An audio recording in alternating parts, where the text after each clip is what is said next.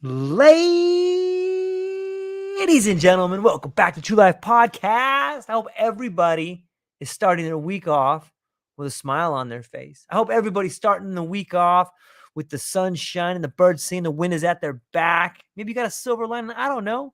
But I'm here with an incredible guest, and we're going to bring to your ears a little something worth listening to. And so if your week is starting off awesome, it's going to get better. And if it's a little bumpy, it's about to get awesome. So I hope everyone will help me welcome Gary Quigley. Got him on the podcast today, and we're honored to have him. Hailing from Southampton, England, weighing in. I don't know what he weighs in at, but he's a champion. I'll tell you that much. He's a seasoned service design transition manager with a focus on aligning ITIL 4 processes with project execution. He's got a bunch of cool stuff under his belt. And we're just going to start talking here, man. I hope everybody's having a beautiful day. Gary, how's it going, my friend?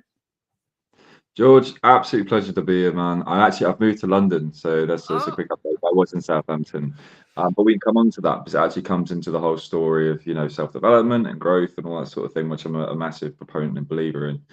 But yeah, it's going really good. I think we were connected by a mutual friend, Thomas Hutchinson, who's a fantastic individual I met at a biohacking event.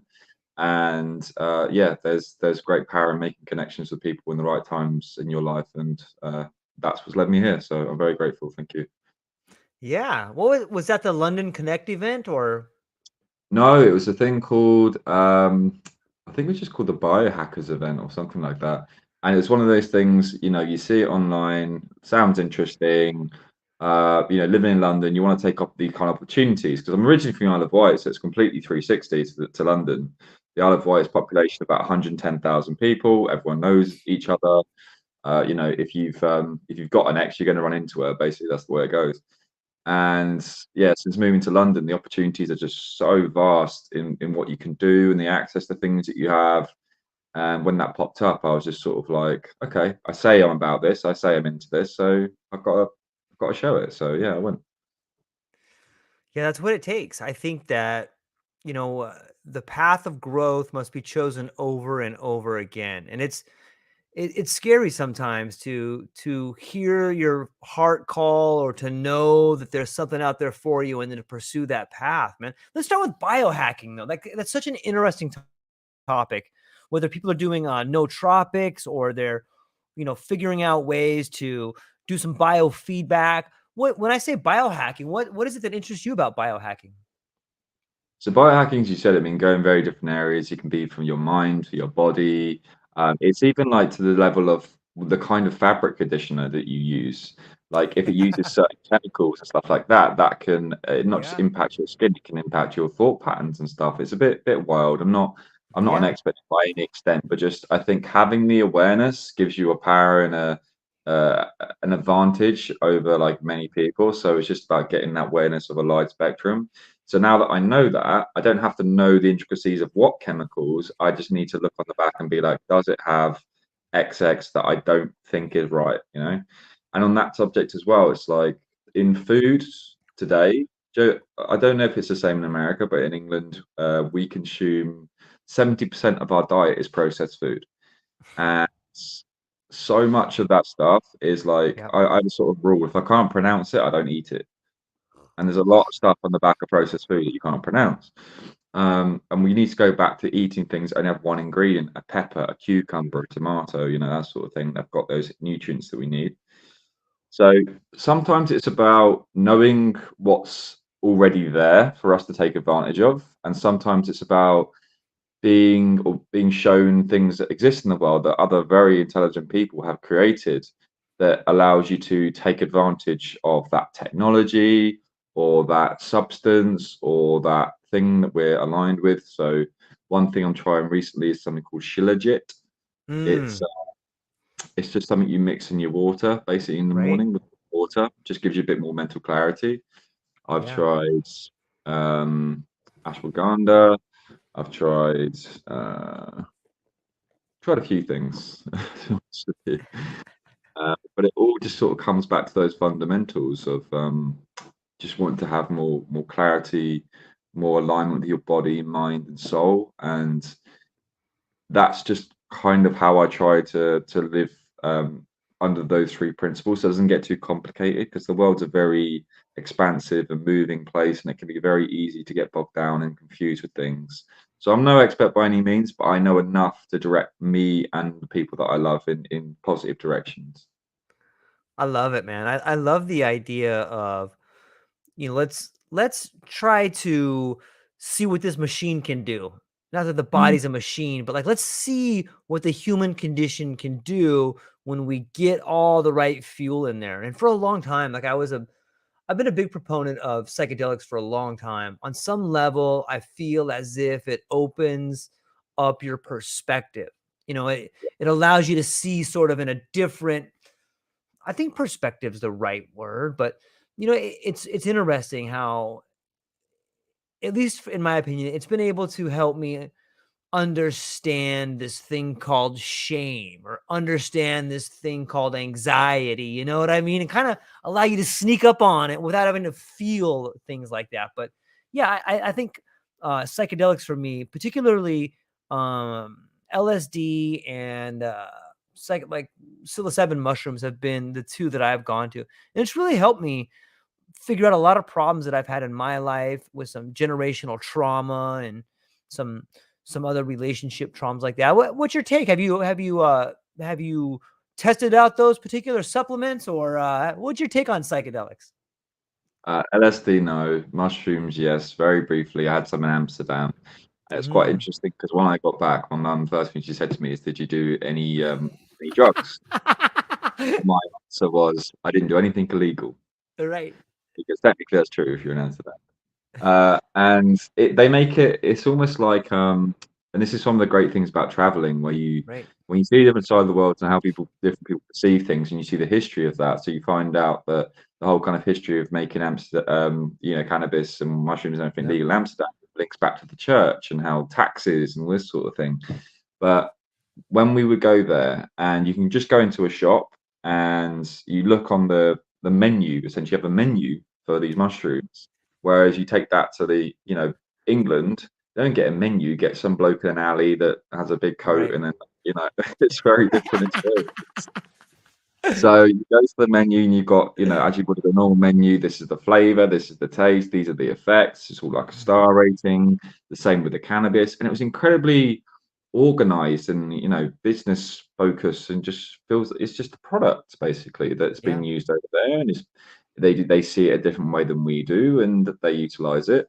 And yeah, we tried some, and it was interesting. It was a very interesting time actually, because my partner was American at the time, and I was with two English friends, and we'd had cannabis before and stuff growing up, and we were quite used to that effects, but they hadn't.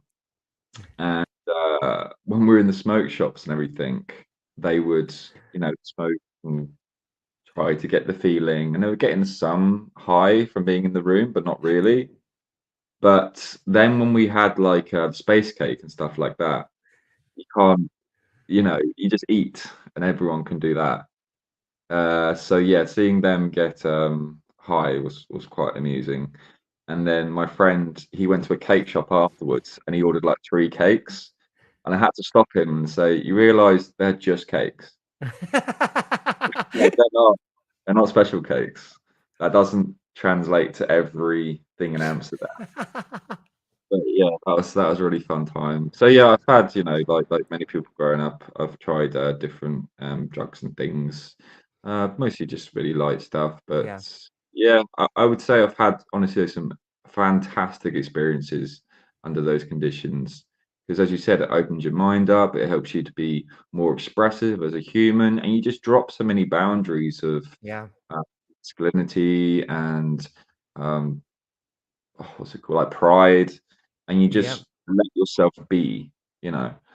And I think it's interesting that things like that are seen as being alternative medicines. Yeah. When you look at, like, on a factual basis, how is a pill that's created in a lab that puts in all these different chemical stuff and comes into this little thing like this, how is that an alternative medicine? And the stuff that came from the ground, sorry, yeah, how is that not alternative medicine? And the stuff that came from the ground is the alternative medicine. It's a very weird thing we've been sold, really, and no one really seems to be questioning it. But I question everything. So yeah, I've had some interesting talks about that. I love the idea of questioning everything. One of the things I've been thinking about a lot lately is this idea of, I'm trying to think of the right word. Like, I think on some level, psychedelics for me, they help break the conditioning that most of us have gotten. Like when it comes to the idea of awareness, I think that you can go out for a walk in nature and learn more from a battered coastline or a waterfall than you can in a classroom. Not all the time, but a lot of times. When you go out there, sometimes knowledge is revealed to you. And there's like this sort of organic intelligence.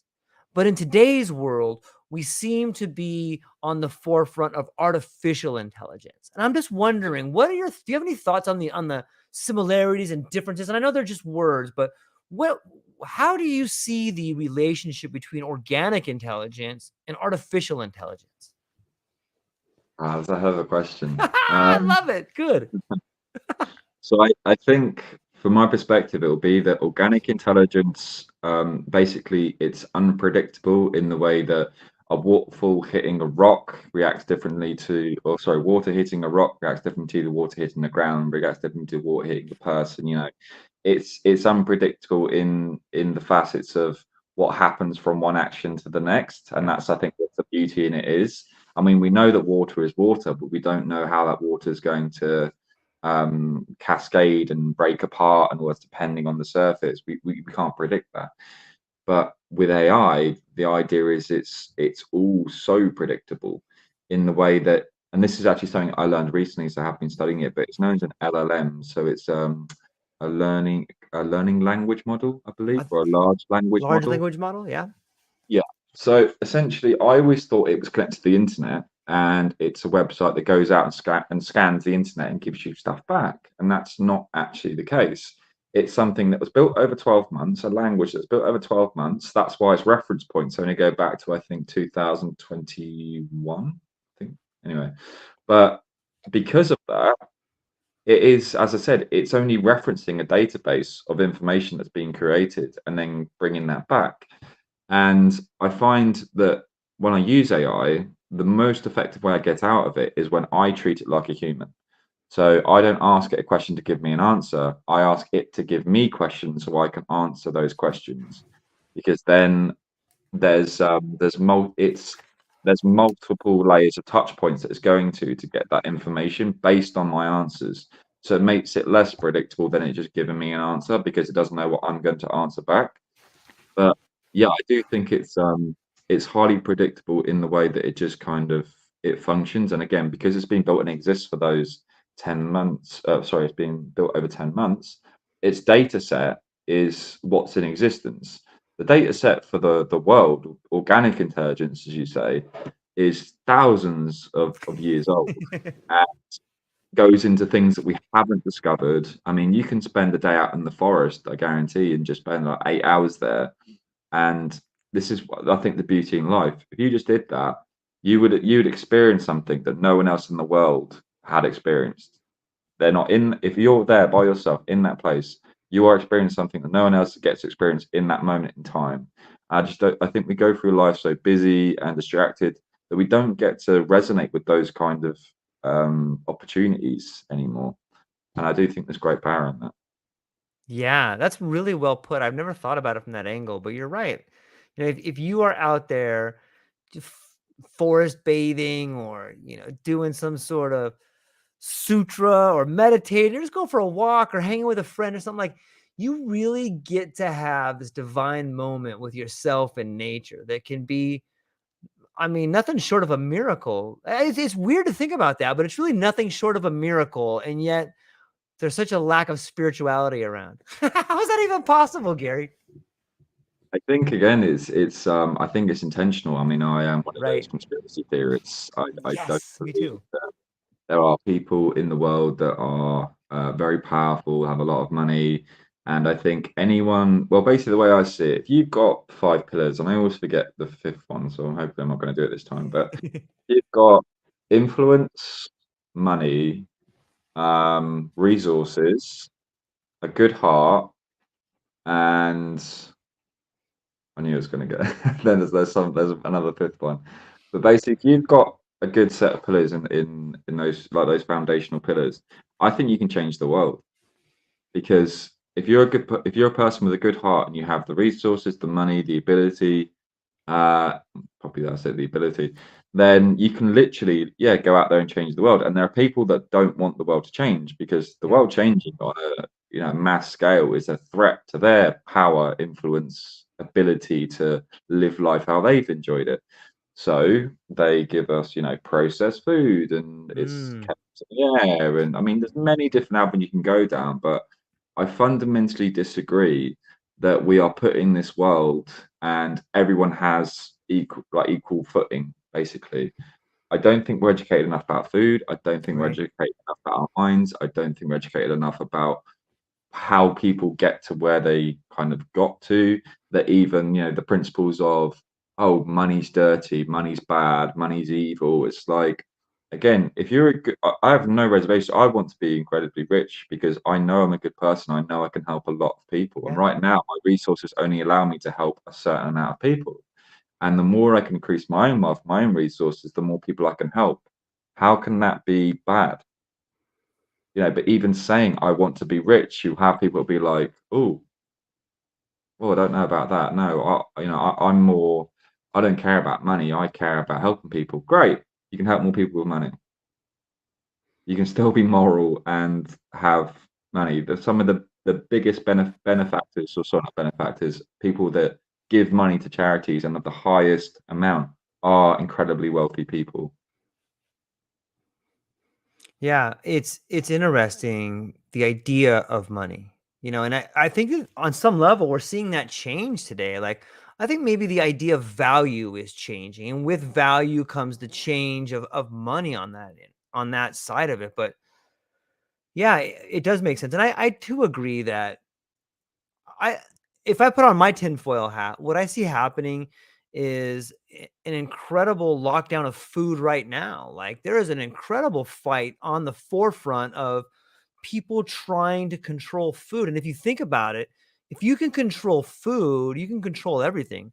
I think it was Kissinger's in one of his latest, the one he wrote with Eric Schmidt, a recent book they wrote together, that talked about controlling the food supply is, paramount in setting up any sort of, long form government to control stuff. But what's your take on the ongoing food supply over where you're in neck of the woods? A lot of farmers protesting right now.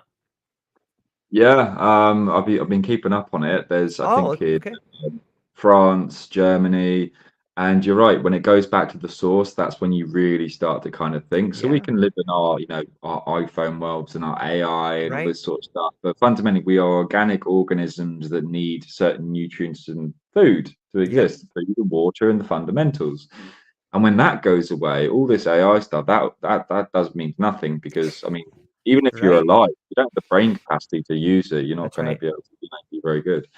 And I think it's amazing in the way that it shows just how much power that the people, if you like, of which we are, have.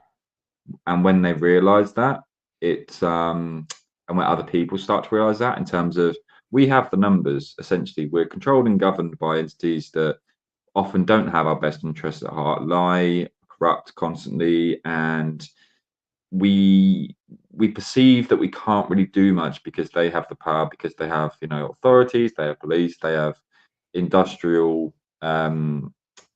mechanisms behind them. But ultimately, the people have the power because there's more of us.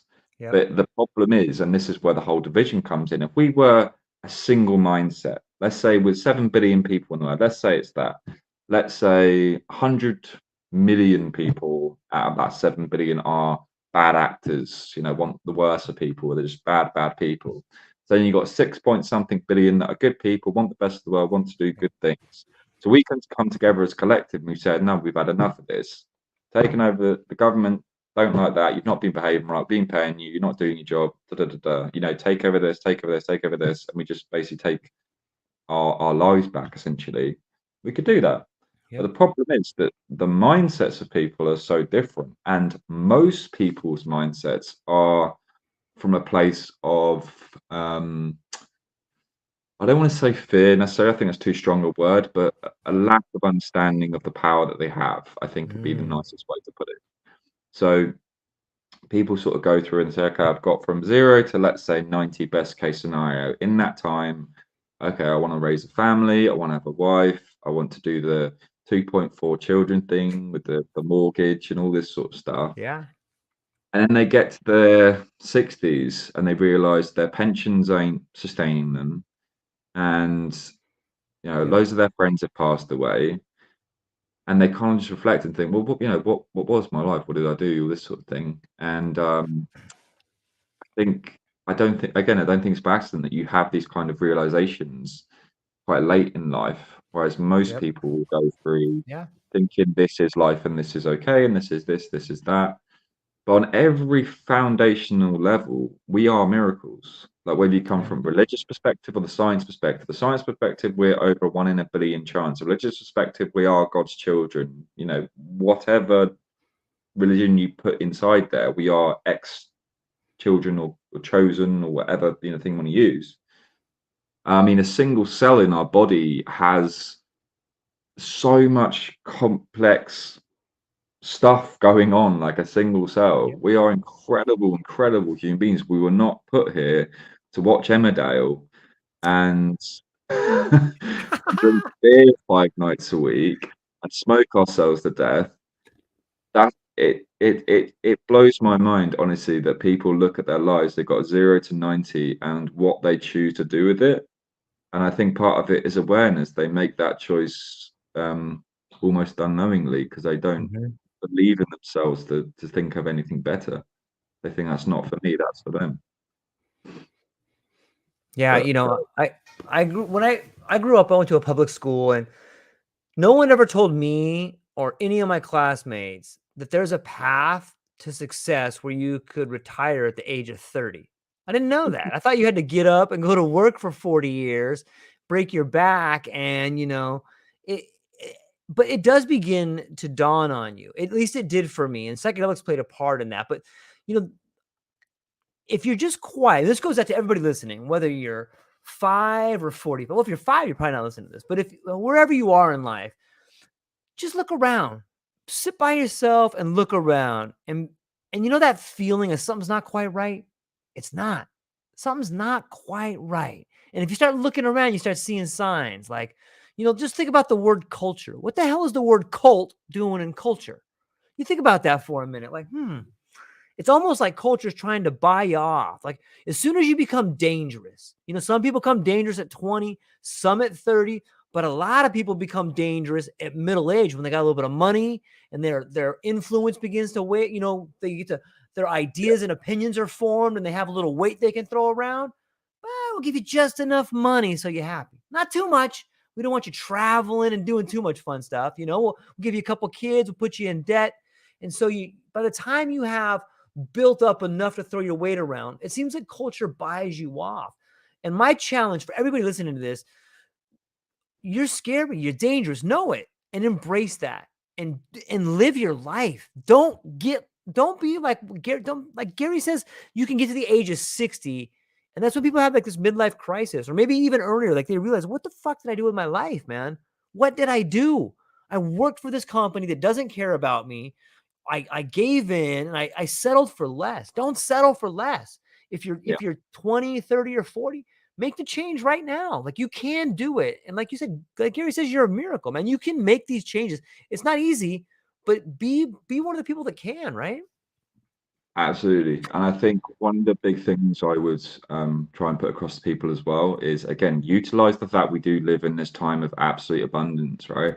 Yes. If you're working a job, let's say you're working in a supermarket or you're working as an accountant, or whatever you're doing, if you're not happy in your job, Yeah. I never advocate for someone just to leave their job and go, whole hog and just see if it works. Because the thing is, there's this whole notion of, oh, you've got to put yourself in a stress response, fight or flight, all this sort of stuff. But when you do that and you put yourself in a position where you have financial dependencies, and you then you're worried because, oh, I can't Yeah. pay my bills because I made this decision, it's not working out. Your cortisol is going to be so freaking high, you're not going to be able to think straight, and Right. you're not going to be able to do those big moves. So I don't advocate for that. I say stay in your job, but if you can reserve, let's say, an hour a week, 3 hours a week, whatever, you jump on Udemy, you jump on YouTube, you buy a book, whatever it is. The thing is, Stephen Bartlett said this recently, and it's so true, that success is boring. Basically, the results afterwards aren't boring, but the things you have to do to get there are boring. It's reading a book, it's doing it, it's not doing a course and sticking it on while you're watching Family Guy in the background or anything like that. It's whole, like, locked in. I'm doing this. It's boring as fuck. I want to shoot myself in the head. But this is what I have to do because I need to do the things that other Yeah. people don't do because I want to be someone that other people aren't. I want to bring my life to a point that makes people look at me and go, wow, look what Gary's doing. Yep. Wow, that's amazing. Like, Gary's working with this person, he's going to these events, he's doing this. I want that because I Yep. want to know that I earned it. So yeah, success and growth and all that stuff is incredibly boring and mundane and all this sort of stuff, but it goes back to that thing of stuff that's boring means that you're singularly focused. Because when you're trying to do, we don't actually multitask. We think we do, but we don't. We task switch, and every time we switch to something different, we have a cognitive like almost like an allowance for that. So when you wake up and in your day, you've got a certain amount of cognitive allowance, and this is why Jeff Bezos only wore, not Jeff Bezos, Steve Jobs wore the same clothes every day, the polo neck, the jeans, all this, like, because he didn't have to think about what to wear. So that's less cognitive load. So all these decisions we have to make as we go through life is cognitive load, and it has a cognitive cost. Yeah. So the more you can reduce that, the better. And we experience more in a day than people 700 years ago would experience their entire lifetime. So this is the level of pressure and demand on our psyche that we have every single day. And we don't recognize it, we don't realize it, we don't appreciate it. But when you recognize that and you start to, like, put in systems, and as I said, it's 1 hour a week, 3 hours a week, whatever, but focused on a direction, a goal that's outside of your job, seeing where that can take you, marketing, sales, whatever. And the thing is, with neuroplasticity, those Mm. skills will transfer into your job. Those skills will transfer into your life. You become a better salesman, you become better at conversation, you become better at conversation, become better at networking events, you become better at networking events, you meet the right people and they want to hang out with you. You meet the right people, they want to hang out with you, they then trust you. They trust you, they give you opportunities. You get opportunities, you see where the path goes, right? Yep. And that all started with just doing something like an hour course, 3 hour course, but which doesn't seem related, but it is. Because, as I said, with neuroplasticity, the more you can form neural connections and ways that your brain can do expansive thinking and bring in this element and this element and this element to combine it to make something really powerful, then you start to become a person of influence, become a person of interest to people, and that's when you start to grow and develop. I love it, man. It's I heard a sentence recently and I want to get your opinion on it. And that sentence is relationships are the new currency. What do you think? I have a slightly different one. Okay, let's hear So it. my friend says relationships are the highest form of currency. I love it. Why? Completely true. Uh, the thing is, it's the fairy tale, if you like, is that I was ambitious, I was driven, I was motivated, and I made it happen. And I, pulled myself up by my bootstraps, and I went from zero to this point and everything. This, the reality is, you have to be humble and you have to say, no, I need help.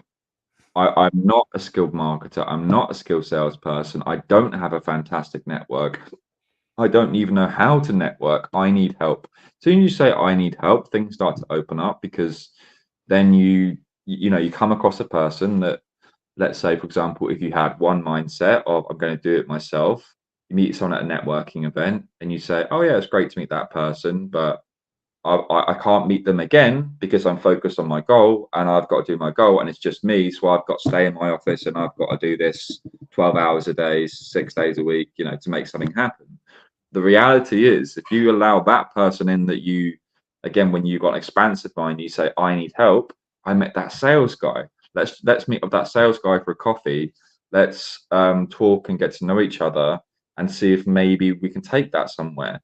And all of their contacts, all of their influence, all of their understanding of business and that can all, not all of it, but that can be come across to you, and they may want to help you because again you've got that trust, you're a good person, you speak eloquently, and all these sort of, you know, factors you bring in. But yeah, I mean, for my personal experience, getting a network, being attached to the right people has been exponentially like more beneficial than me trying to do, you know, 100 courses and every different facet, because the people are like a rich tapestry of information. And if you go to a book or a course, it's like a single source. It's built and it starts and it stops. It starts and it stops. People don't start and stop. They are different from the day that you meet them to the day you next see them. Like so many more data points will come in that time. So people are such an incredible resource. I don't mean to describe them as a resource, as like something you could take from them, Right. but as a human to human connection, like we are historically, you know, from our ancestral beginnings, we were in tribes. Okay. The tribes worked together to create something. The men built the camp, the women would go cook, the men go out and hunt. But the men, you know, as a group, one man going out to hunt is the death sentence. So if you look at it in the same frame, you going out to hunt, i.e., trying to make something of yourself all on your own, it's a death sentence. So forget, you know, your ego. Like embrace being humble and realize you have an ego. Everyone has an ego, and it's not noble to say you can do it by yourself. Because while you're saying I can do it by myself and you're not making anything of yourself, you're not helping the people you want to help. So embrace a network, embrace being humble, embrace other people's skill sets and other people's diversities and all this other stuff that you can bring into yourself, and just live more how we're supposed to live as a group, as a collective, as a tribe. Yeah, I love it. Thank you for sharing that. There's a feeling of richness that comes from being helpful in others' lives. You know what I mean? And that seems to me to be beyond, just to be beyond somewhat. You know, you almost get to sit beside yourself when you do something cool for somebody else, that maybe it's just an insight that you have that they didn't have, or but there's something really beautiful about the idea of co-creating. And this is what leads me to this next idea that I'm curious about. What is the relationship between co-creation and abundance? Co-creation and abundance. I suppose it's kind of when you work with someone, again, you take what you know, what you experience, what you have, and when you work with someone else, you take their experiences, what they have, and their life journeys, essentially. And I think you find connections in that, and you find things you can relate to. Yeah. And with abundance, it's that you feel that everything is so limitless, like it doesn't end. So if you can meet more people and again feed off their energy and feed off their experiences and feed off their life journeys, then you start to open your perspective on things. I mean, I can't remember exactly where I picked this up, but there's a whole thing about why do people sort of move to Dubai? Why do they live in, like the rich people live in these really high top buildings on the 40th floor and stuff? It's not just a pure ego driven thing, but I mean, even if I don't even know they realize it, but when you stand on something really tall and you look at that the whole vastness, you know, in your view is increased and you can see further than ever, you can see more, your perception is just opened basically to what you can see. That literally has a biological effect on the um can't think of the word. Basically, the hormones in your body to make you feel a way of like life is sort of limitless. So when we're in these kind of boxes of our offices and stuff like that, we don't feel that sensation of abundance, that sensation of constant life and expanse and that sort of thing, because we're constricted. And Yeah. this is another thing, the most constricted thing we do to ourselves, which we don't realize the detrimental effect, is our phones. We take this whole expansive world we're given and we put it in a little box like this. And people spend, 5, 8 Yeah. hours a day like this. It's insane to me. There's, like I said, the world is out there. And something that I realized the other day, I was coming back from the gym. I was on my bike, and I was coming back on my bike. I realized from point A to point B, I'm moving through the world. Like that as a concept, I was here and now I'm here. I was here, I'm here, I'm here, I'm here, here. But I'm literally moving through the world, a world that at one point, was built by the Romans and has been through Tudor times and all this sort of stuff. Like there's so much history and everything that I'm traveling through in that moment, and I'm part of history in that moment. But when I'm in my room and I'm sat on my computer or I'm sat on my phone, whatever it is, I'm just in this box and that's it. And that is where, sadly, the majority of us spend our lives, is putting ourselves in these boxes. And we wonder why we don't have these expansive minds. We wonder why we don't feel the sense of abundance. Like, you have to, like I said, move through the world, and moving with someone is so much more powerful than moving on your own. And yeah, there's a great saying. I think it's like, if you want to go far, go by yourself. If you want to go farther, go with someone else, or something like that. And I think that's very Yeah. true. Yeah. Yeah. It's interesting, this idea. Another part of that too is, when you look at your phone, people are looking down. It doesn't seem like too long ago people were looking up at the stars. Like what, like it's a different mindset. Like I think posture and I think the way you move through the world, much like you said, has a radical effect on how you see the world. If you're Yeah. moving through the world, like, or being inspired by the stars, it's more, I think you're more inspired by looking up at the stars than looking at a map of the stars on your phone, or looking at a map of the stars through Hollywood or some bananas thing like that, like that. But it's interesting to think about how we define the way we move through the world. I've never thought about that. I thank you for putting it out there. It's fascinating to think about. What about inner dialogue? Like you talked about how you move through the world. Does your inner dialogue have an effect on the way you move through the world? Yes, and I'd say, how to put it, your inner dialogue can be incredibly powerful in the way that I think a lot of us, when we think about inner dialogue, we think about the Mhm. negative thoughts we kind of give ourselves. But again, I think awareness is powerful, Right. and over 90% of our thoughts are negative. That's how we're Mm. biologically wired. So people that go through and think, oh, I talk myself down all the time, I do this, and I want to do this, and my mind sort of says, no, you're not capable of that, you're not smart enough, whatever it is. I understand you're only working from a base level framework. You are no different to anyone else if you have those thoughts. Everyone has those thoughts. I said it's 90% of your thoughts are driven in that. Right. But what I want people to take away is you have to work incredibly hard and again, do boring things to give yourself a counterbalance for those 90% of negative thoughts. Because if only 10% of your thoughts are positive, then you're going to go through the world thinking that 9 out of 10 times I'm miserable, I'm self-deprecating, I tell myself I'm not worthy, and every now Mhm. and again I'll have a good day.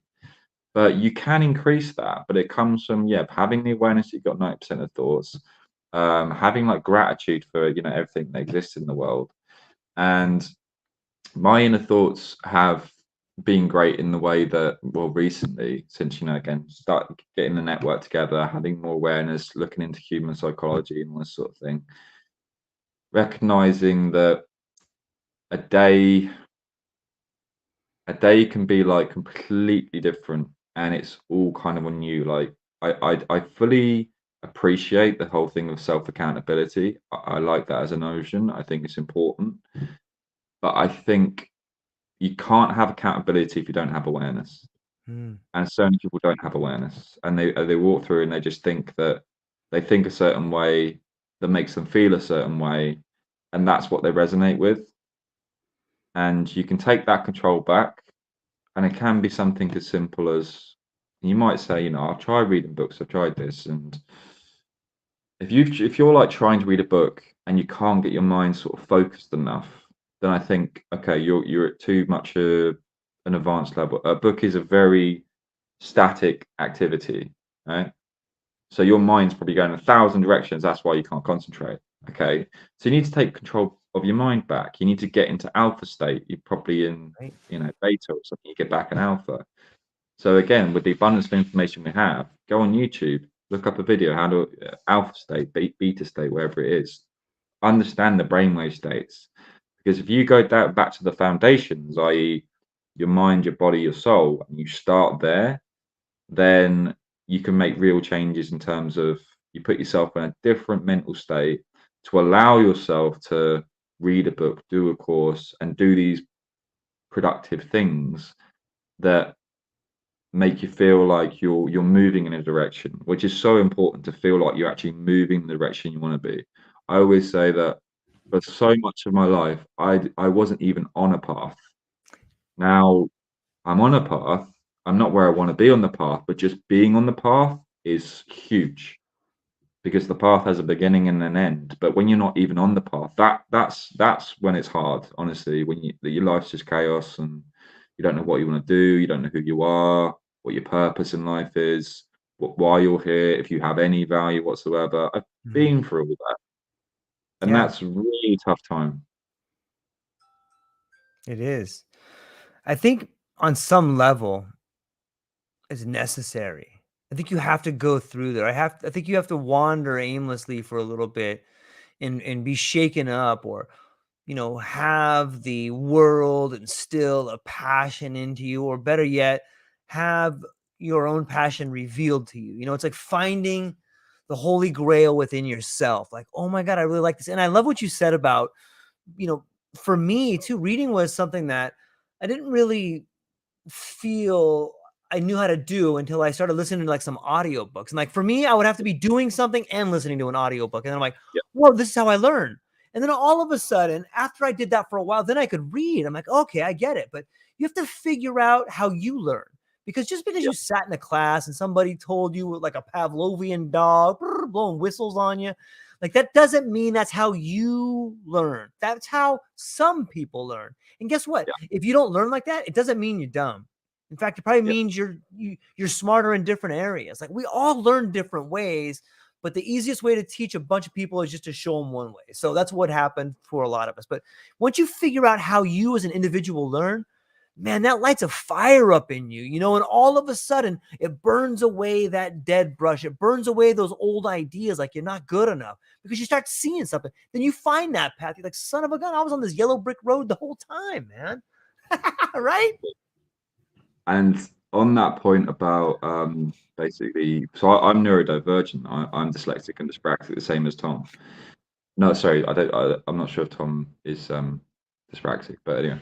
But the point is that I had a test. I went through school terrible, failed, failed, failed. Told I was lazy. Told I was easily distracted, all over the place. So all through academically, absolutely Right. terrible. Got to university and I was just sort of like, I've got to do something about this, because I'm in my Yeah. first year university. The lads I'm working with are joking about how easy this is and how ridiculous this is, and I hope this gets harder. And I'm just going along with it, like, yeah. And I was struggling. Honestly, I Right. was really struggling. So I got to my my third year, and I had a test for dyslexia. So I was just sort of like, there's something not right in my brain. I have to, sort this out somehow, because I'm going to fail. And when I had my test, I was dyslexic and dyspraxic, and on certain things, I think it was like um, cognitive process, memory, and a few other things. I basically got a score that said only 2% of the population would have got a score that low. So But the thing is, I found that incredibly empowering because my whole life I was like, I know I'm trying. I Yeah. know I've always loved to learn. It's been an absolute passion of mine, but I found it very hard. And when I had that awareness, as I said, that gave me power, and then that allowed me to say, okay, I've got a name for this thing. How do I address it? What does this thing? What's the research? What do we know about this thing that tells me that I would struggle? Ah, yeah. So I did struggle with my driving, and other people struggle with their driving. Ah, I do struggle with reading books, and these people Mhm. struggle with reading books. And I found a reason for this whole chaos in my life, and then I started to address that. And now, I mean, I went from uh, again, failing. I worked in like a bar 6 years ago after going to uni twice and all this lot. I was about 28, wondering what is my life. I'm now 36. I work in London, service design transition manager. I read typically a book a week. I can speed read. I've memorized like 80 countries and capitals and trying to get to 200. And I just give myself these kind of challenges. Yeah. Now, having that awareness that I'm not fixed, again, neuroplasticity, just look up that word and the Mhm. definition, and it's incredibly empowering because it tells you what you are today is not who you're going to be in 10 seconds from now. We are constantly Yep. evolving and expanding, and this goes back to that thing about moving through the world. Your Yep. data points of the way you can expand, it grows exponentially when you're out in the world because it is that unpredictability. Like even to the point of let's say you're at a networking event and you've never been in that room before, right? So you're working out the room, you're walking around, you've never met those people before. So all the conversations, you have to, there's no autopilot. Yes, you can do like certain things. You can, prepare your introductions, stuff like that. But if someone turns around and says, um, "So do you like football?" for example, you didn't know that question was coming, so you come up with an answer on the spot. Well, I do like football. I don't like football. Why do you like football? Why don't you like football? And you don't know what stuff's going to come in, and that is the most powerful thing for your brain is when it has to create new neural connectors and stuff from the information it knows, the information you've been given, to come up with something kind of in between. Yeah. And I just found that whole world just completely fascinating. I do like mind maps to, replicate the sort of neural pathways and stuff. And yeah, it's an incredible thing when you learn about that. That changed my life, honestly. That and Benjamin Hardy, if you know him. I'm not familiar with him. What was he? Has he written some books, or who is he? Yeah, so Professor Benjamin Hardy, he teamed up with his mentor and inspiration, Hardy. Oh, I can't remember the guy's name. Sorry. But yeah, so he's written several books. He was actually on my friend's podcast, Ellie McCry on a Mission podcast. Uh, and that's where I first heard him. And he was, yeah, he just introduced me to neuroplasticity, told me about how we're not limited. He's written a book called Willpower is Not Enough. Basically Mm. talks about how our environments are so much more of a contributing factor to us getting stuff done than our willpower. Because if you sit here and you're like, no, I'm going to get this done, I believe myself, I'm going to push it, I'm going to do this and this, but your environment is distractions and overwhelm and all that willpower just gets sapped. So if you can put yourself in an environment which is positive and neutral and stress-free and all this sort of stuff, your willpower levels will maintain. People think willpower is like this endless resource. It's not, it's a reservoir and it's consumed through every action you do, and it's micro and it's macro. You read a book, it consumes some of your willpower. However, if you read a book, maybe it consumes that much willpower, but sorry, well, I should say focus, not necessarily willpower, but read a book and consumes that much focus. But if you watch a YouTube video, it's like this much because the amount of information that you have to process is so much more. Does that make sense? So when we live in this is what they call a thing called TikTok brain. So people on TikTok, they they live in this sort of like dopamine addiction like this, and they're just getting this information just bang, bang, bang, bang, bang, bang, and it just overwhelms their brain. So that's when you come to me and say, hey, read this book, they're instantly just like, oh my God, that's like the most boring thing ever. Do you know what I mean? And no one started a business off watching, well, they may have started a business, but no one wrote a business plan off the back of a TikTok video.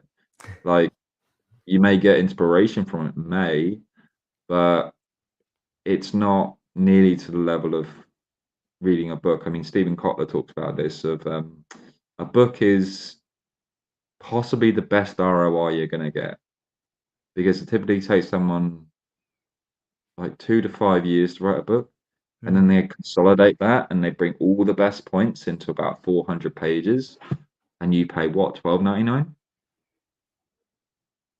That's pretty good. 4 years of someone's consolidated information, or 5 years for $12.99. I think it's pretty good ROI.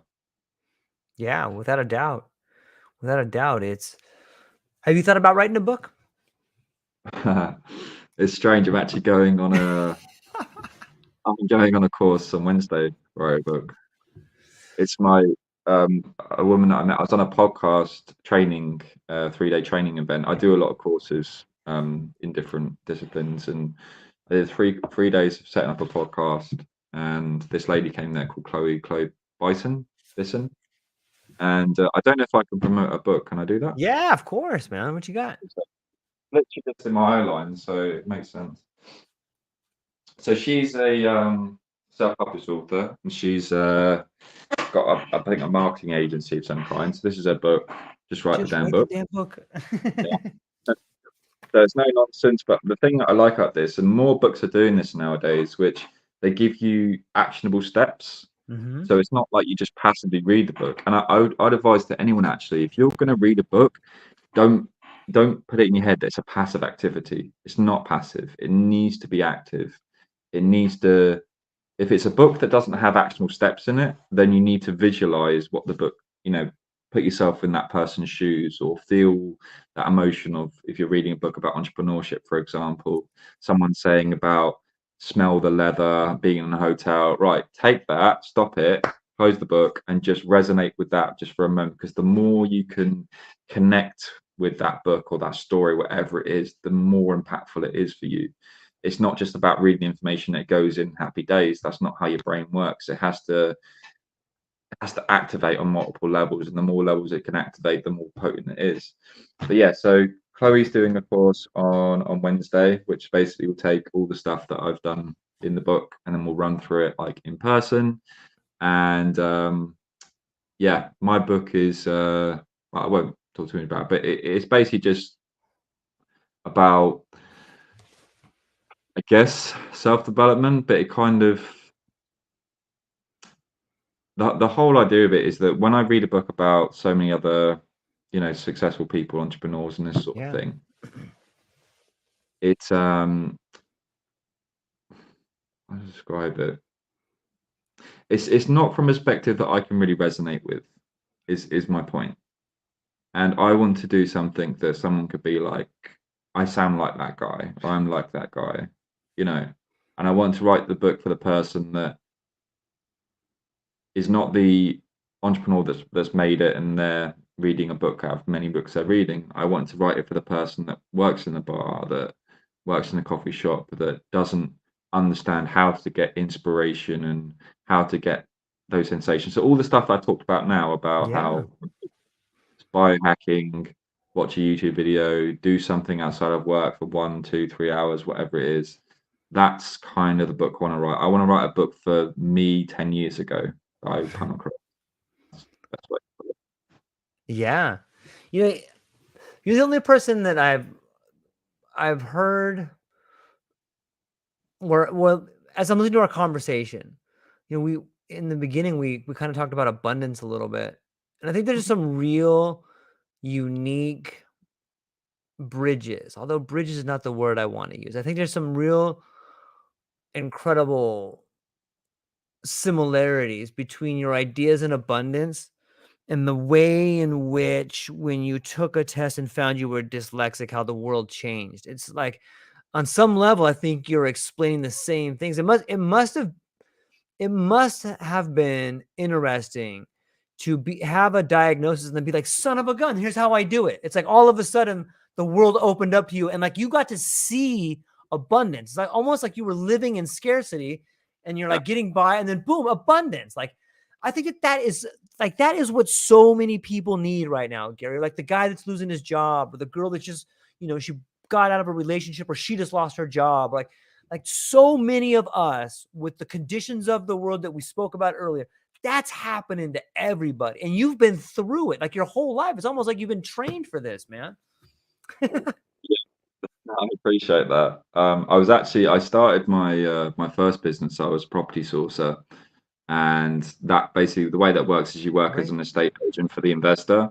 So it's speaking with a lot of wealthy people. It's trying to source them properties. It's doing due diligence on the property and all the figures and all this sort of stuff, working out exit strategies. Now, while I enjoyed that, obviously, Simon Sinek, start with why. And again, a very, very powerful quote is there's two most important moments of your life, or days of your life, are the day that you're born and the day you find out why. And I really like that. And when I was doing the sourcing, I did it from a place of I want to make more money. And I've never been motivated by money, not really. Right. So I wasn't really motivated around that business. But in trying to do a 9 to 5 and do this property sourcing business when I finish work and reading books and all this sort of stuff, I found myself being incredibly overwhelmed, and I didn't have the time to do anything, and I was stressed and I burn out and all this sort of thing. So naturally, through me learning different ways to effectively manage my overwhelm and manage my anxiety and manage my understanding of, okay, how these foods affect me and carbs and all this sort of thing, I then found a real passion for optimization and productivity. And then through that, I was like, hold on, I'm the guy that would leave the house and have to come back like 5 times because I would forget stuff. This was my mind. So me becoming this optimization productivity guy is kind of what I've known for my group. People message me and say, how do you stay so systemized? How do you stay so organized? And like, if you knew my history, like it's such an opposition to where I came from, but that's what I believe is very powerful in telling my story and living in a way that is aligned to that goal, to that path, right? Is because I do have a history of the exact thing I struggle with is now the thing I'm trying to teach. And that's so awesome. the passion I have for thing is amazing, because I said that it's boring, you have to do the boring thing to kind of get there. But I'm very grateful that my passion and the thing that I really enjoy is so like diverse and takes us in so many directions, and is one of the foundational pillars that I believe in, i.e. body, mind, and soul. So the mind is my kick. Like I love it. I love exploring it. I love understanding it more. I do go to the gym. I do this, but I'm not like I go like 3 days a week, but there are people that are way more about me than me about the human body and how it develops and grows.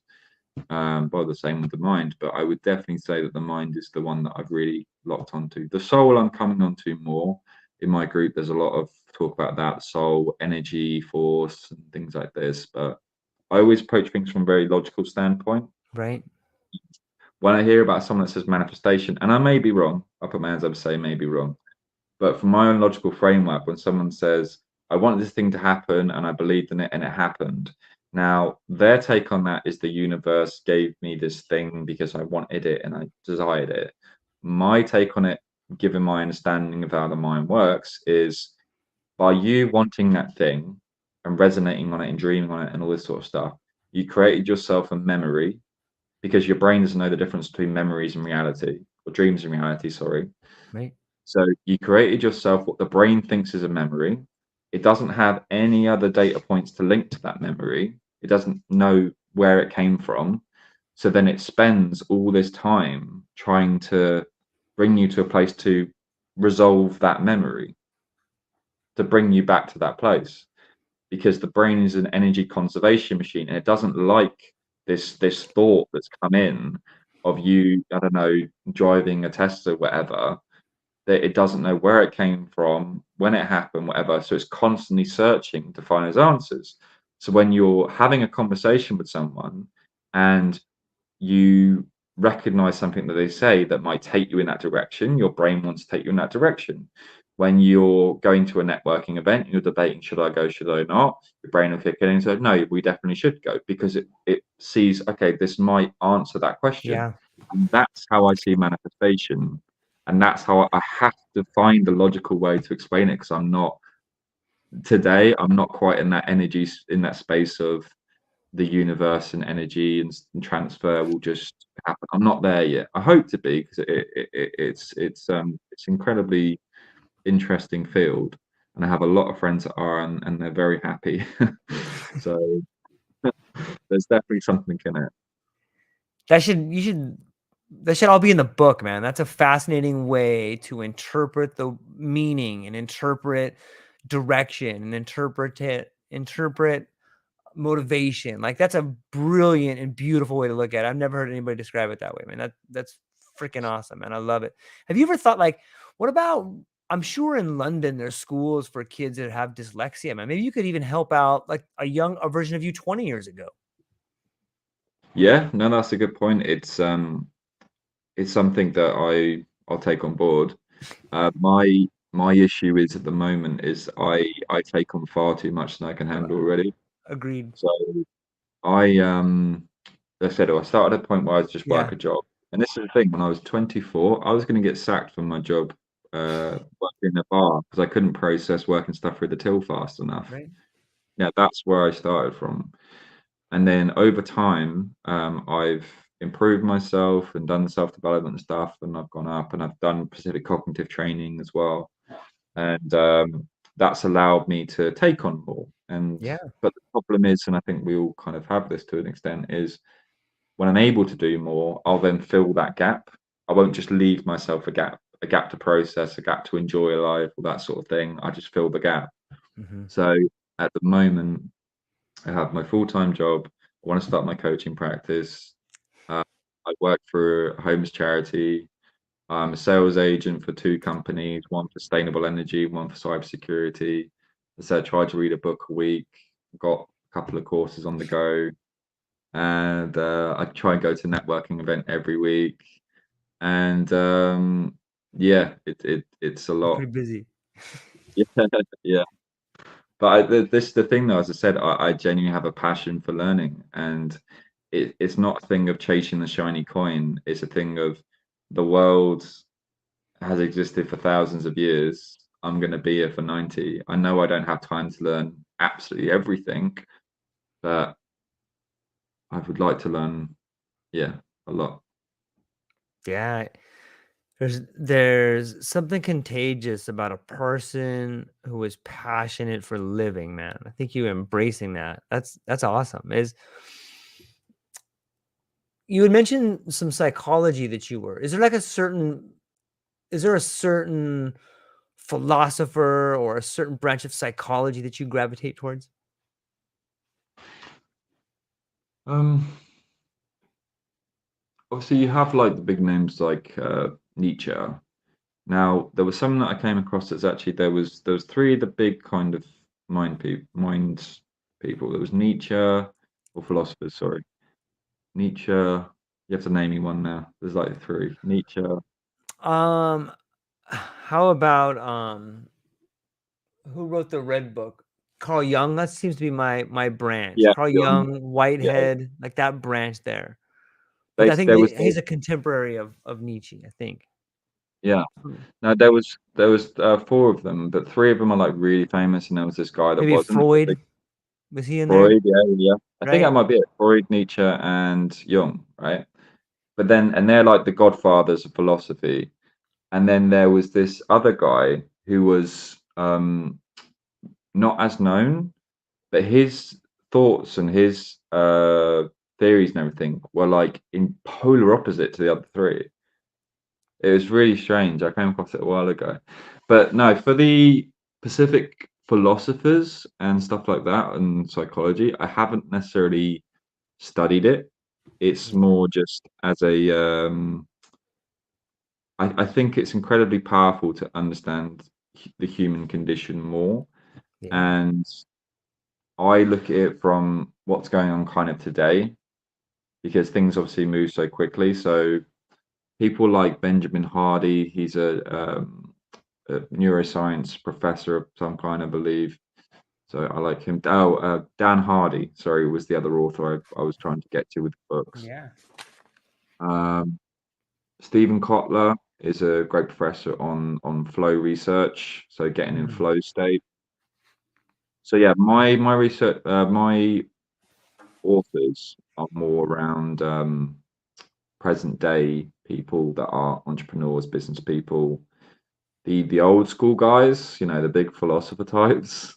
No, I haven't looked into too much. That level of reading to understand, their works, I think is probably quite a stretch at the minute. Like I've got a book, Sapiens, which I haven't read yet. No, But Yuval Noari. yes, yeah.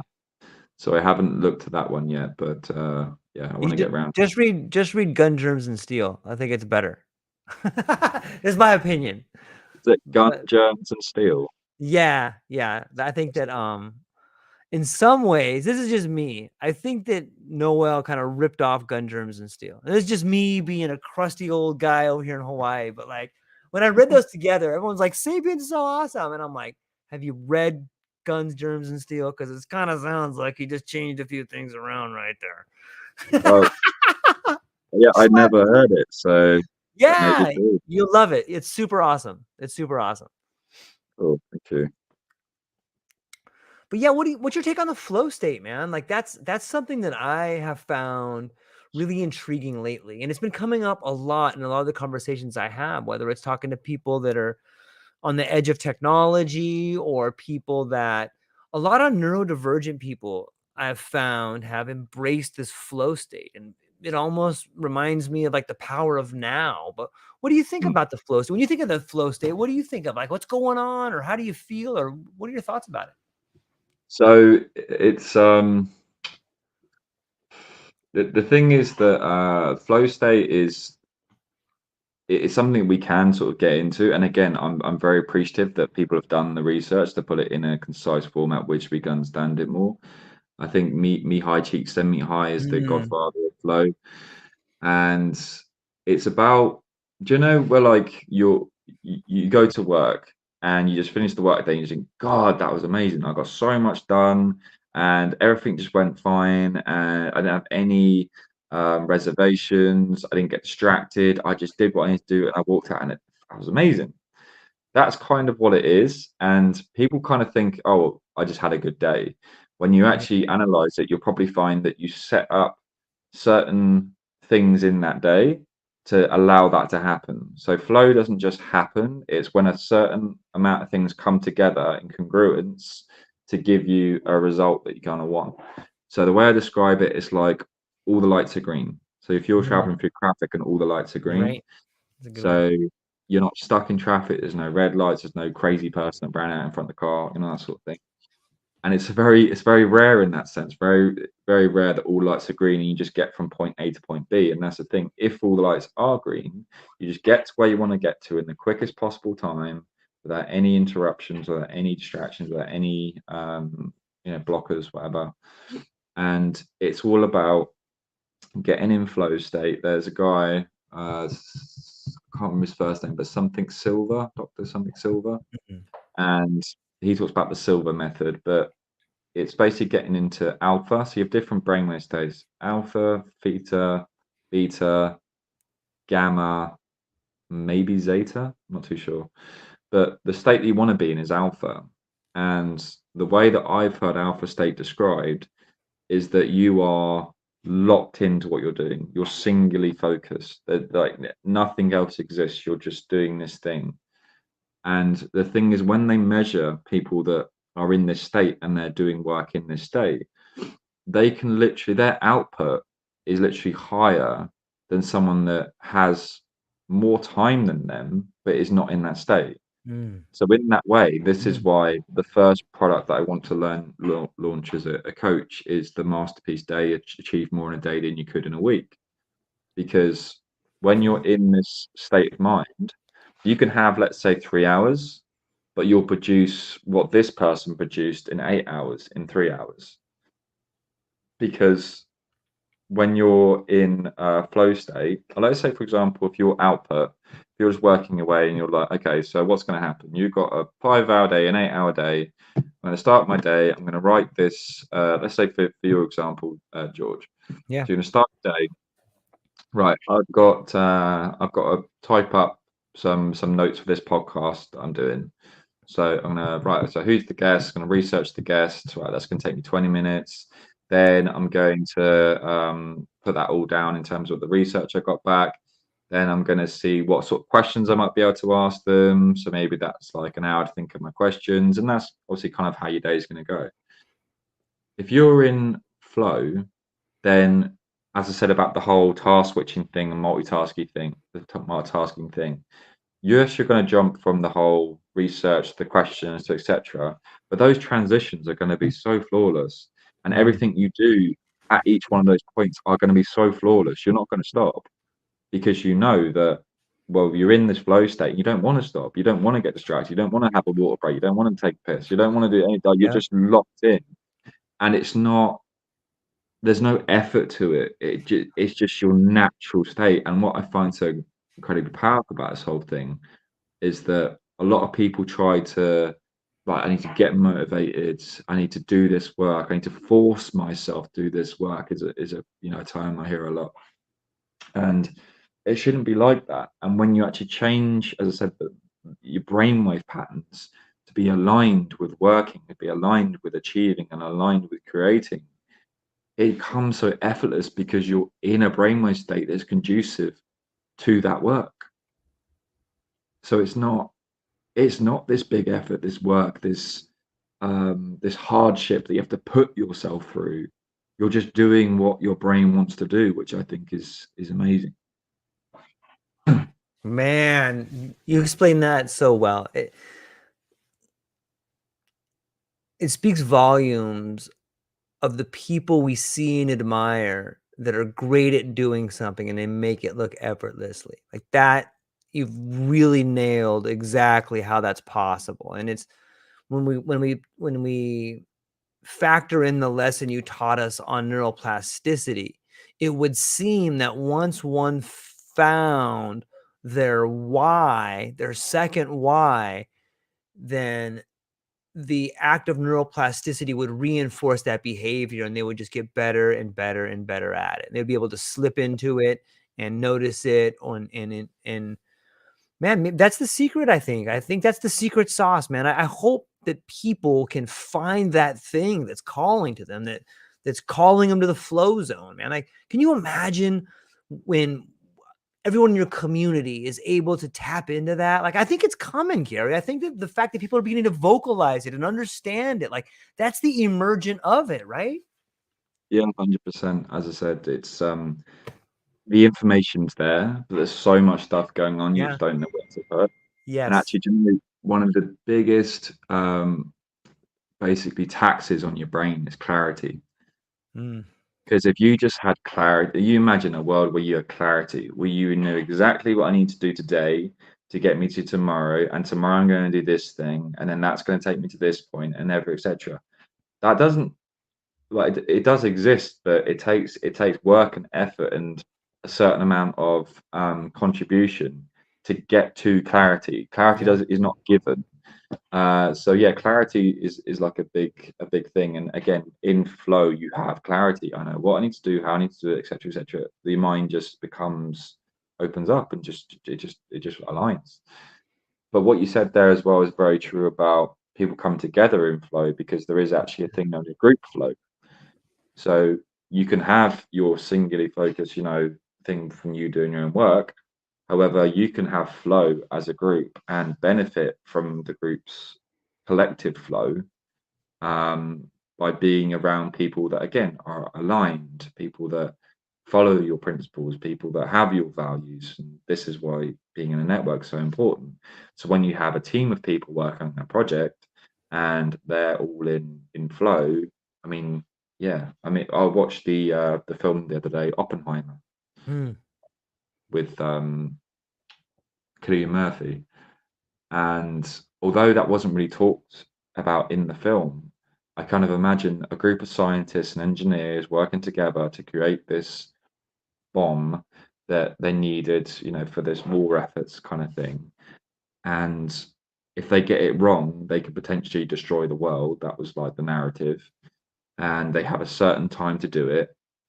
And all these sort of things are coming in to bring these people together for this collective purpose that's bigger than them. That's another big thing as well, I think, that people Yes. forget is doing things that are bigger than yourself is a Mm. very good motivating factor, because with our own selves, okay, I want to do this for me because it gives me X result. Great. But Right. if you don't really care about yourself enough, like a lot of us, we don't. Human nature is to care about other people more than ourselves. So if you're not doing it for you, do it for someone else. Do it for your mum. Do it for your wife. Do Yes. it for your kids. Like, use that as your motivation, and that will take you far greater than, again, if you don't believe in yourself, you maybe won't do it for yourself. But with that film and them all come together with all these factors and the time constraints and the criticality of it and what it was going to mean for the world, I believe that they were working as a unit in a more, a sort of a flow type thing because of all those factors. And again, that wasn't mentioned, but that is just something that I picked up when I was watching the film, that those engineers and those scientists would have to be working in such a tight level of such tight direction, where if one person was off and this person had missed their figures and this person didn't give the reports when they needed to, then it all falls to pieces.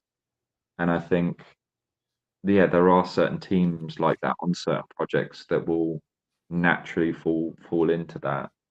But it becomes harder because of the world we live in, and again, the distraction stuff. People don't acknowledge how bad that stuff is. Like, now, I think, I don't know if you've seen it, but Facebook and TikTok are in.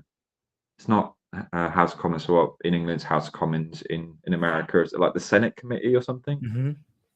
So Yeah. yeah, they're in the Senate. Every time I say that, I think of Star Wars, uh, but yeah, they're in front of the Senate committee, or the whatever your judicial system is, basically on trial because there's kids that have killed themselves because of these apps and because of this reality that it creates. It's not reality in terms of body perfection and stuff with Instagram, and yeah, these social networks have laws protecting them from ever being sued, and these are finally being taught into question, and people finally starting to talk about how damaging this stuff is, because it is. And I think it's one of those things, when you understand how damaging it is, you understand, dopamine receptors and how wildly they are out of sync with where they should be in terms of a base level, safe level. um yeah, the new generation is going to have a tough time, fortunately. Yeah. I got some thoughts there, but I want to talk a little bit more about the group flow state, because I never really thought about it from that angle before. But not only is it probably true in a scientific setting, but just look at all the sports teams that play. I don't really watch a whole lot of sports, but I'm familiar with sports teams that become dynasties, and there's this Mm. certain sort of, you know, mentality where people can just know where the ball's going to be at, or you'll hear the guy like, I just knew he was going to be there, so I threw it to him, or I just passed the ball to him because I knew he could head it into the goal from there, Yeah. And it's this sort of collective muscle memory where we can all be together, like we just know what's going to happen. And if we're being honest, I bet you everyone listening to this at some point in their life has been with a friend or been with a loved one and was like, I know what they're going to say, or I know they're going to say this, or I know that they like that. And if we take it one step further, there's a great book by, dang it, now I forgot the guy's name. I think it's something Chris Ryan. And he talks about the way in which grasshoppers become locusts. Like grasshoppers swarm when they reach a certain critical mass, they fundamentally change. They fundamentally change their body shape and they become locusts. And it's not that far fetched from the idea of mob mentality. I think that kind of gets a bad rap. Like, yeah, there can be a mob mentality, but if that's true, couldn't there be something instead, like a God mentality, instead of a mob mentality? Maybe there'd be a God mentality where we get together as a group and we go, you know what? Let's do this other thing, and I'm sure that's how movements get started. And you're right, there's so many distractions. Like, we're so easily taken away from the very beginnings of this new form of collective flow state that we don't even get a chance to be born sometimes. It blows my mind to think about, man. Thanks for pointing that out. Yeah, that's awesome to think No, about. Thank you. of course. I mean, I'm not going to profess ignorance whatsoever, but I have heard basically people reiterate things about we're all connected on a biological Yes, level, like, so, agreed. single cell organism, that sort of stuff. And I do believe there's some truth in that. And again, it's that thing of we are miracles. Power we hold is great. I mean, if you think about someone like Elon Musk, for example, people look at him as this genius, incredible person, and Yeah, don't he absolutely is. sure. But he's made of the same things you are. He's got a brain, he's got blood, he's got bones, he's got muscle fibers. It's just that he put. I mean, yes, and he might have a certain measure of um, extra intelligence, or whatever it is, genius level, but people need to stop thinking of themselves as I could never be that, or That's right. that's so far beyond me, sort of thing. Again, we're all made of the same stuff. We just put ourselves in situations in different environments, um, and it creates less and less of us because, less and less people like Elon Musk, because most of us are just trying to get by, and we Right. don't have that grandiose thought for ourselves. So he actually said he wants to basically build another world on Mars, I believe. And people sort of think he's crazy, but what you've got to recognize is I don't think he even classes himself as being successful because he hasn't, reached Mars yet. And people think that's mad. Or how could Elon Musk not think he's successful with all the things he's done? But his perception or his perspective on the height of success, the height of achieving, is literally out of this world. It literally leaves the planet. That's where his mind is. So all the stuff that he does on Earth, no matter how fantastical and amazing, how much billions it raises, whatever, Mm.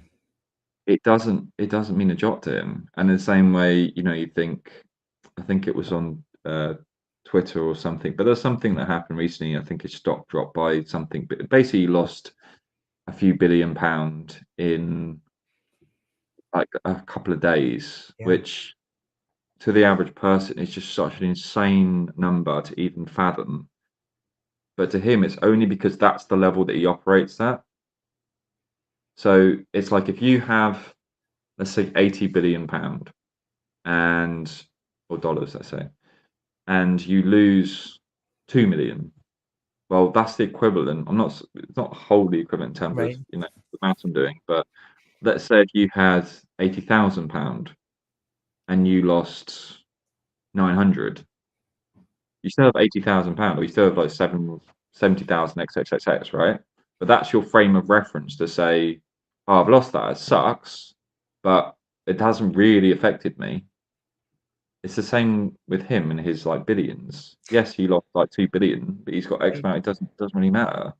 Right. So it's well, not all, but so much comes down to your perception and your perception versus reality, I guess I would say. But your perception kind of creates reality, and you can change your reality by changing your perception quite quickly. Yeah, so that's been a big one for me, and that's why I did my gratitude journal every night, seeing things I didn't see. Because when you do like gratitude, it's not just about being thankful for something; it's about stopping and thinking about things that you pass by you every day, you don't think about. So, say an orange, right? Something very simple like an orange. If you sit there and you like just don't do anything else, just sit with an orange for like 10 minutes and just slowly open it up. And you see as you break away the skin, all the little fibers and skin like just tear away from the orange, and you just open it up. And if it's a really hard orange, it might be, harder to break apart, but you just tear it away slowly and see all the little fibers break away and all the nutrients that run through those fibers and the color of the orange. And is it pale? Is it dark? But then you rip off the peel and everything and then put that to one side and then actually take apart each individual segment. And then within those segments, it's got all these fibers and everything, and it's soft, and you can look inside it, and it's transparent, and you can see the seedlings inside, and you can bite into it and you can rip it apart and see all these like things sort of open up like that, or you can just bite it in half and let the juice drop. Like an orange, I could like dissect an orange for like a freaking hour if you just take the time to recognize like there is so much beauty in like nature and fruit and all these things that are just being created from nature essentially. Um, and when you have that awareness of things like that, you don't think so, your life's so bad kind of thing. But yeah, gratitude's very important, and just resonating with the simplest things and just take something quite innocuous and just spend like 10 minutes with it can be, yeah, really interesting. Yeah, you can learn a lot from an orange or just nature. Like just the way you described that, which was beautifully done. Like there's so much happening, peeling it away from the skin and watching the little like you can learn almost every part of science from that. Like if you just start asking, why is that? And it's like it's almost like nature's talking to us and like, hey, like trying to come here, you want to learn something? Peel this orange, or you know what? What do you think came first, the color orange or the fruit orange? That's a good question. My daughter gave me that one. I did the same thing you did. I was like, it's pretty good. I don't know. Why do they call a lemon a yellow? Sorry, I've got one about colors. So when people say they don't believe in aliens, okay. my sort of tests for that is I say, okay, describe to me a new color. No, what do you mean? I said, well, you know that aliens don't exist, right? Yeah, they don't exist. Okay, so describe to me a new color. I can't. Okay, so if you can't describe to me a new color, how the hell are you going to tell me that a life form doesn't exist outside of our, yeah? Because your only points of Right. reference are That's a good everything one. from the day you're born to now. So you have no points of reference from aliens other than movies and TV shows and theory. So you can't say with, I mean, the same way I can't say with any Right. conviction there's no God. I can only say that from my own life experience and my environment and etc., that I don't have a reason to have a faith, but I don't denigrate anyone that does because their life experience is different from mine. Yeah. And that's the beauty of human beings.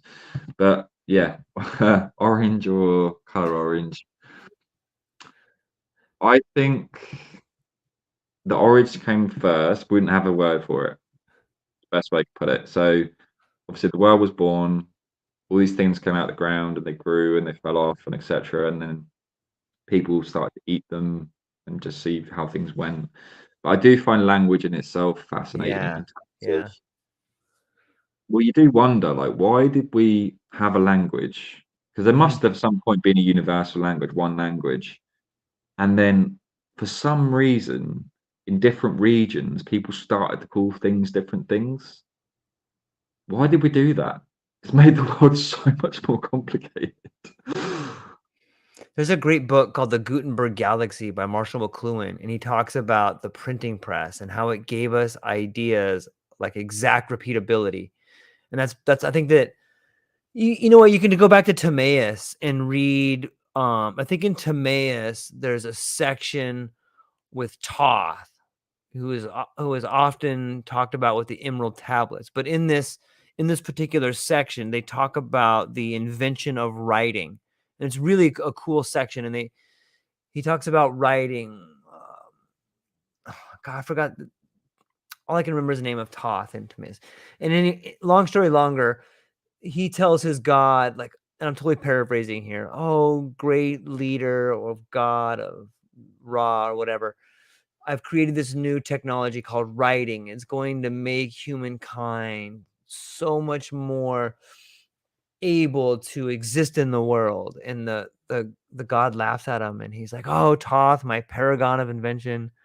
First off, it is very foolhardily for the inventor of a technology to say what it's going to do, because that never happens. And the second thing is, while it's a wonderful technology, this idea of writing, is going to have the opposite effect. Writing is going to make the human condition weaker, because people will no longer need to have the experience.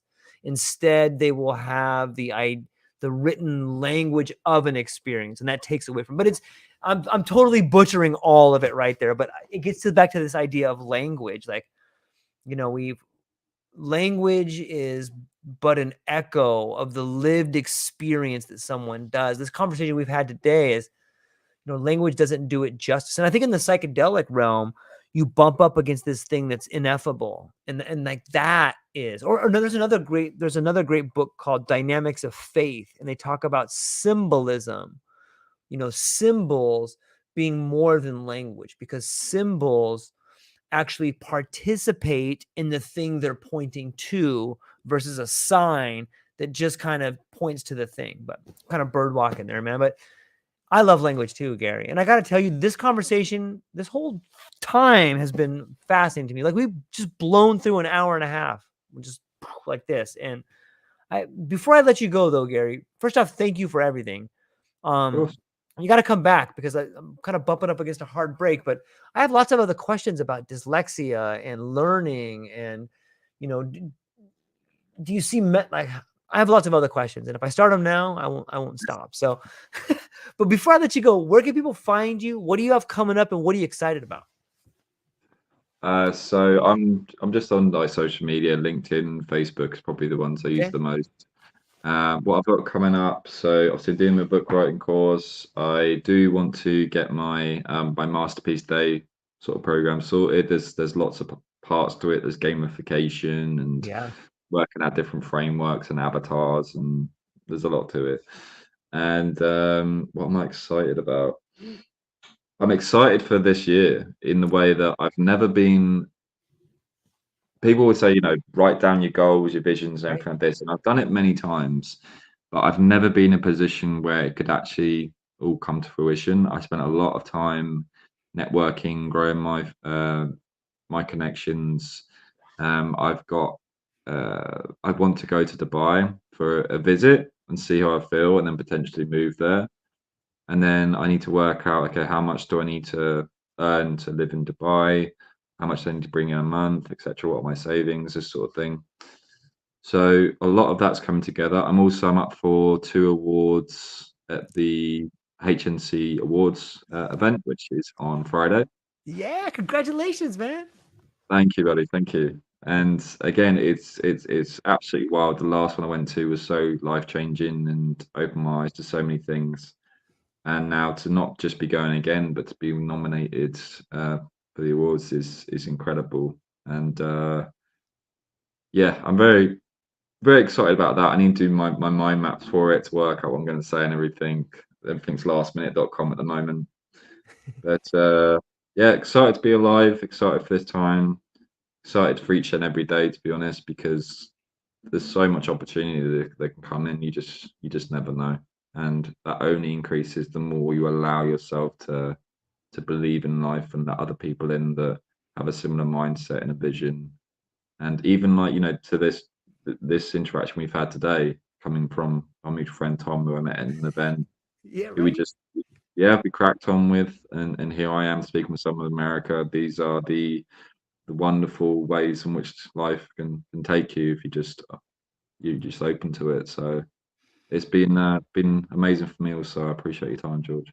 Man, you're brilliant. And I love talking to you. And shout out to Tom. We love you, buddy. Thank you for everything. And we'll hang on briefly afterwards, Greg, because I still want to just talk to you briefly afterwards. But to everyone who participated today and is listening to this today or in the future, go down to the show notes and I'll put Gary's links to Facebook and LinkedIn will be down there, and you can reach out to him and you can pick his brain, and I'm sure he'd love to talk to you. So that's all we got for today, ladies and gentlemen. Hope you have a beautiful day. Aloha.